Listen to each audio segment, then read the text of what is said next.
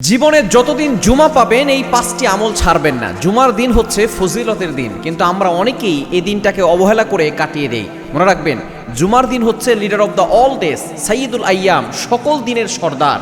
এবং নবী সাল্লাল্লাহু আলাইহি ওয়াসাল্লাম বলে দিয়েছেন এই জুমার দিন হচ্ছে গরিবের হজের দিন। সুতরাং এই জুমার দিন আপনি এই 5টি আমল ছাড়বেন না। নাম্বার 1, 1 নম্বর আমল হচ্ছে আপনি জুমার দিন আগে আগে ঘুম থেকে উঠে তাহাজ্জুদ নামাজ পড়ার চেষ্টা করবেন। কেননা জুমার রাতে আল্লাহর কাছে দোয়া করে আল্লাহ তাআলা সেই দোয়াটা কবুল করেন।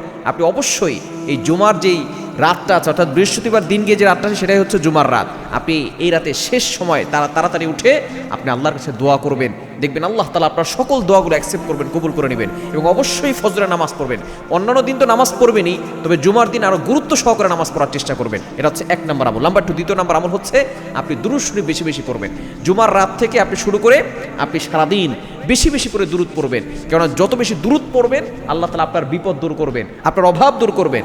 এবং এই জুমার দিন বৃহস্পতিবার যে রাতটা, সেখানে নবীজি সাল্লাল্লাহু আলাইহি সাল্লামের কাছে কিন্তু আমাদের আমলগুলো যে দুরূদ পড়েছে এগুলো নবী সাল্লাল্লাহু আলাইহি ওয়াসাল্লামের কাছে পেশ করা হয়। এজন্য যত বেশি পারেন আপনি জুমার দিনে দুরূদ শরীফে আমল করার চেষ্টা করবেন। এবং 3 নম্বর আমল হচ্ছে সূরাতুল কাহাফ তেলাওয়াত করা। আমরা অনেকে এটা করতে চাই না। নবীজি সাল্লাল্লাহু আলাইহি ওয়াসাল্লাম জানিয়ে দিয়েছেন, যে ব্যক্তি সূরা কাহাফ তেলাওয়াত করে আল্লাহ পাক রব্বুল আলামিন তাকে দাজ্জালের ফিতনা থেকে মুক্তি দিয়ে দিবেন। দাজ্জালের ফিতনা হচ্ছে সবচেয়ে ভয়ঙ্কর ফিতনা, এবং দুনিয়ার যেই সকল ফিতনাগুলো আছে ফিতনা থেকে আল্লাহ তাআলা আপনাকে মুক্তির ব্যবস্থা করে দিবেন। এবং 4 নম্বর আমল হচ্ছে জুমার নামাজের জন্য আগে আগে মসজিদে যাওয়া। এটা সবচেয়ে ফজিলতপূর্ণ এবং এতটা সওয়াব হয় যদি আপনি জুমার দিন আগে আগে সুন্দর করে গোসল করে আগে আগে আপনি মসজিদে চলে যান, কারোর সাথে কথা না বলে একেবারে খতিব সাহেবের সামনে বসে চুপচাপ করে খুতবা শুনেন।